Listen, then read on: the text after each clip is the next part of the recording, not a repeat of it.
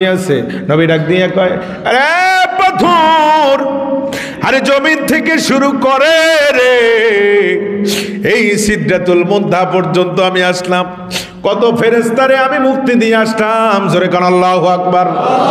কত ফেরেশতা বিপদের মধ্যে ছিল, মুক্তি দিয়ে আসছি। কত মানুষ জাহান্নামে ছিল, জান্নাত দিয়ে আসছি।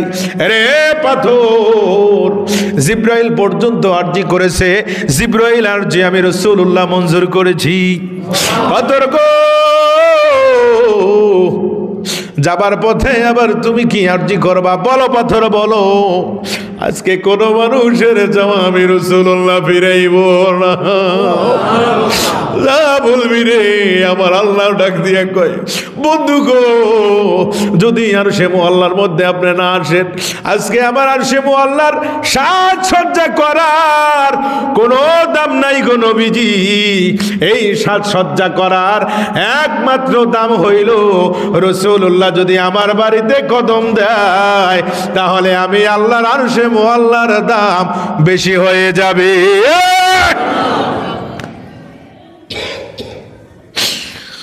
পাথর এবার ডাক দিয়া কয়, নবী গো, আমি একটা সাধারণ পাথর।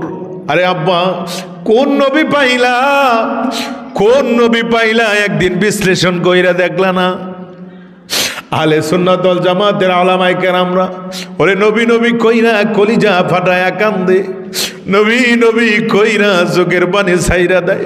কেন? কোনো স্বার্থ নাই, কোনো অর্থ নাই।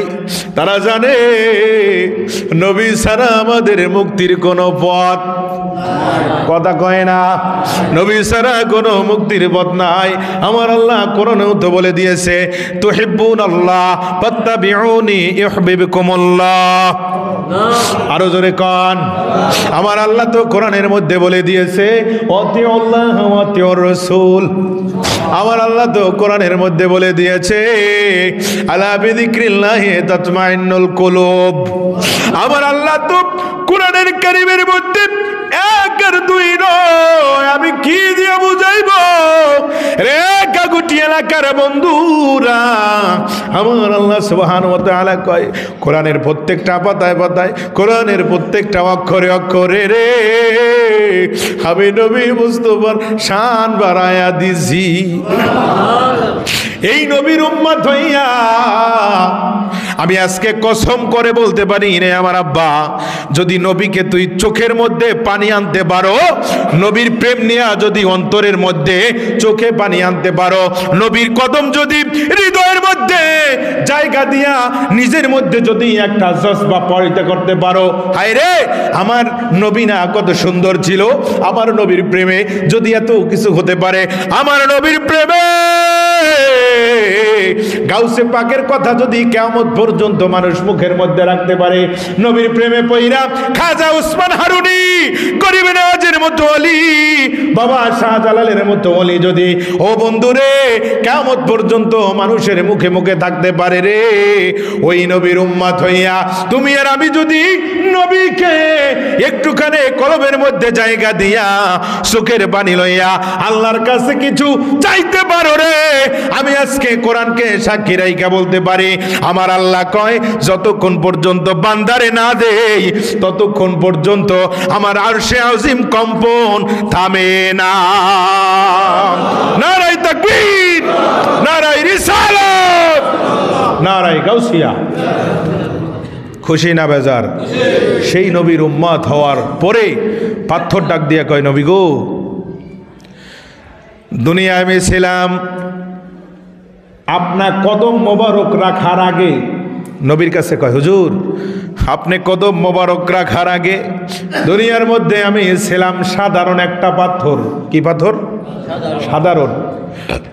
হুজুর যখন আপনি আমার উপরে কদম দিয়েছেন গো নবীজি, আরে নবীর কদমে কত বরকত, নবীজির কদমের মধ্যে কত নেয়ামত। আমার আল্লাহ কয়, ওয়া তাউদ্দু নি'মাতাল্লাহি লা তুহসুহা।